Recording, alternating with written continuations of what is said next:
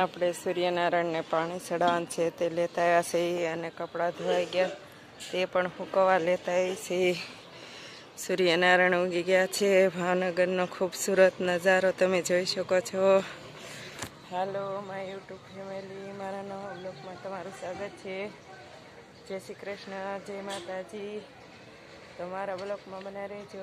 આપણે સૂર્યનારાયણને જળ ચડાવી દેવી અને કપડાં ફૂંકવી નાખવી અને લગ્નગાળો ચાલુ થઈ ગયો છે. તો આજે આપણે લગ્નમાં જવાના છીએ. મારા માસીજીને ઘેરે લગ્ન છે તો આપણે લગ્નમાં પણ જવાના છીએ. તો બ્લોગમાં બના રહેજો. હવે આપણે સૂર્યનારાયણને જળ ચડાવી દેવી અને કપડાં ફૂંકવી નાખવી.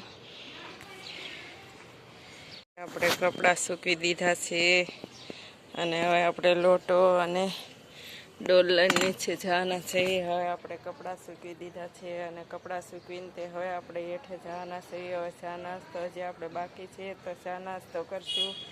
તમારા બ્લોકમાં હવે આપણે તૈયાર થઈ ગયા છીએ અને લગ્નમાં જઈએ છીએ. તો જો આપણે આવા તૈયાર થઈ ગયા છીએ અને સાડી બદલાઈ નાખી છે અને હવે આપણે જઈએ છીએ લગ્નમાં.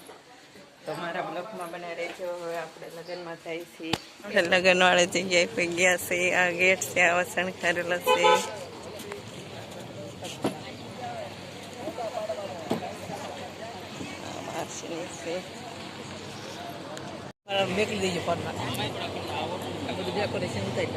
હા, આ ગીત ગાવા વાળા છો. ગીત ગાવા વાળા લાવ્યા. ગીત ગાવા વાળા છે. આપણે બધા બેઠા હોય ઉતારી લઈજો.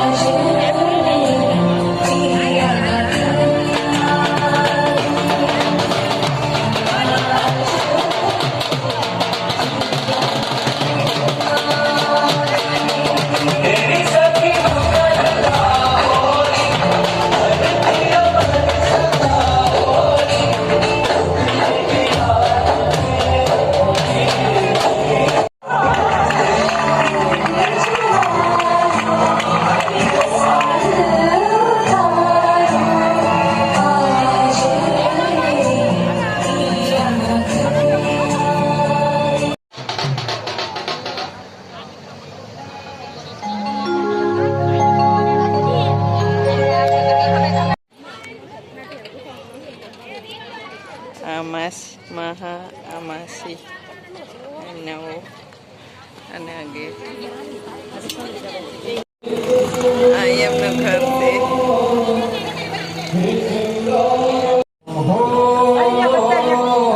હા અંદર આ બાજુ જમવાનું છે ને જમવા આવ્યા છે.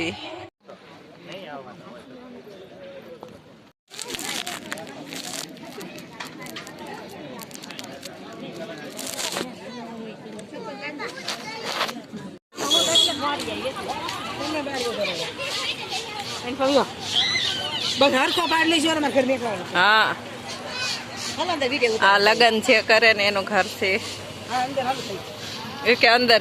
આપણે હવે રાતની રસોઈ બનાવવા માંડ્યા છીએ. રાતની રસોઈમાં જો આપણે 2 રીંગણા શેકી નાખ્યા છે અને ટમેટા લઈ લીધા છે અને મરચાં લીધા છે અને લીલી ડુંગળી લઈ લીધી છે અને આ લીલી કોથમરી આપણે લઈ લીધી છે.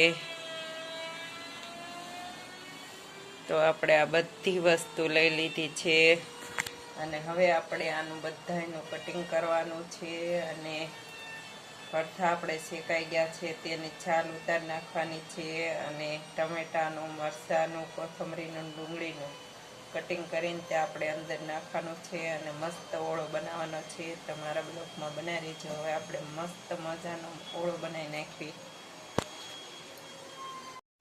આપણે આ થોડી ખારું બાકી હતી તે કરવા બેસ્યા છે અને 11 વાગી ગયા છે અને આપણે વાળું કરી લીધું. વાળું કરીને ત્યાં વાસણ ઉટકાઈ ગયા છે અને આપણે હવે વિડીયાને એન્ટ આપી. આજે આપણે લગ્નમાં ગયા હતા. લગ્નમાં બહુ સરસ મજા આવી અને હવે આપણે આ વિડીયાને એન્ટ આપશું. જો તમને આ વિડીયો ગમ્યો હોય તો લાઈક કરો, શેર કરો અને સબસ્ક્રાઈબ કરો. હર હર મહાદેવ. મળીએ નેક્સ્ટ બ્લોગમાં. જય દેવભૂમિ દ્વારકા.